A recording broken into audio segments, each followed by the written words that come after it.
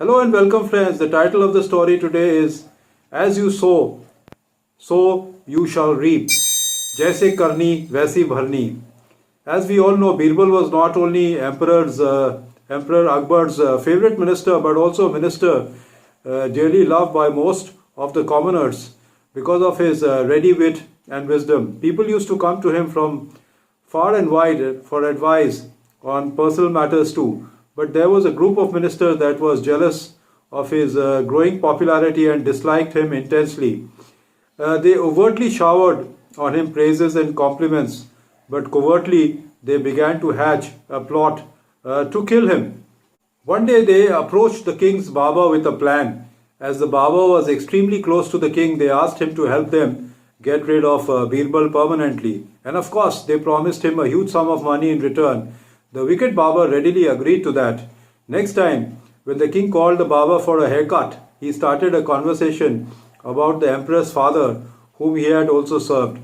He sang praises about his fine, silky, smooth hair, and then, just as an afterthought, he dared to ask the king that since he was enjoying such great times in life by being a king, had he made any attempt to do anything spectacular for the welfare of his forefathers. The king got furious at such an impertinent stupidity and told the Baba that it was not possible to do anything because they were already dead.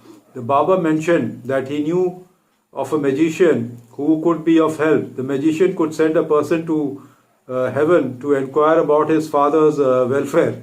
But of course, this person would have to be chosen very, very carefully. He would have to be intelligent enough to follow the magician's instructions as well as make on-the-spot decisions. He has to be wise, intelligent and very responsible, sir. The barber then suggested the best person for the job was the wisest of all his ministers, and that is Birbal. The king was excited about hearing from his dead father and asked the Baba to go ahead and make arrangements immediately. He asked him what all was needed to be done. The Baba explained that they would take Birbal in a procession to a burial ground and light a pyre. The magician would then chant some mantras as Birbal would ascend to the heavens through the smoke. The chanting would help protect Birbal from fire. The king merrily informed Birbal of his plan.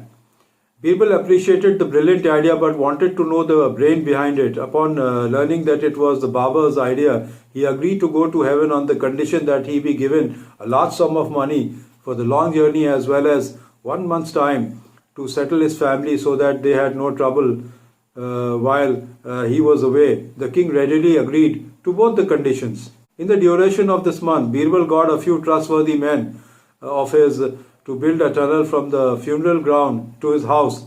And on the day of the ascension, after the pyre was lit, Birbal escaped through the concealed door of the tunnel. He disappeared into his house where he hid for a few months while his hair and beard grew long and unruly.